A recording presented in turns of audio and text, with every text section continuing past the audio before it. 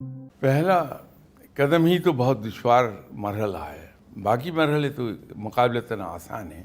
یہ جو اپنے آپ کو دوسروں سے کمتر سمجھنا ہے، چھوٹا سمجھنا، یہی ہم سے نہیں ہوتا، اور وہی پہلا قدم ہے۔ کیونکہ جب تک کہ ہم اپنے آپ کو چھوٹا نہیں سمجھتے، پانی ہمیشہ یاد رکھیے نشیب کی طرف بہتا ہے، چڑھائی کی طرف کبھی نہیں گیا۔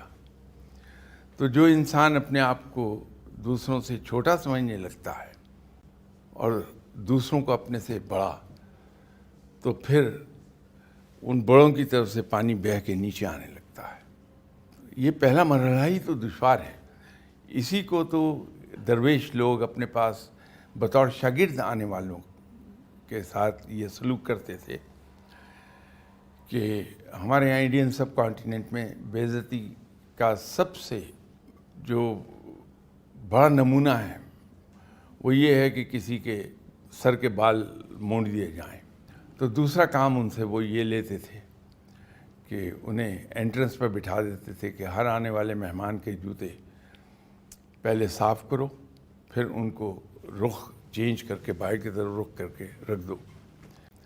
تو اگلا مرحلہ یہ آتا تھا کہ وہ جھوٹے برتن آپ اٹھائیے اور ان کو دھوئیں۔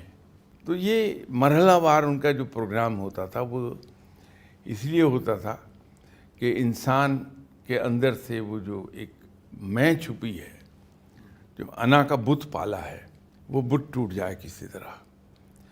تو جب تک کہ اس بت کی پوجا ختم نہیں ہوتی، وہ بت ٹوٹتا نہیں ہے، اس وقت تک میں اپنے آپ کو کسی سے کمتر سمجھنے کو تیار ہی نہیں ہوں۔ تو کمتر نہیں سمجھتا تو کسی کی نصیحت قبول نہیں کرتا، اور جب نصیحت قبول نہیں کرتا تو سیکھتا نہیں میں کچھ۔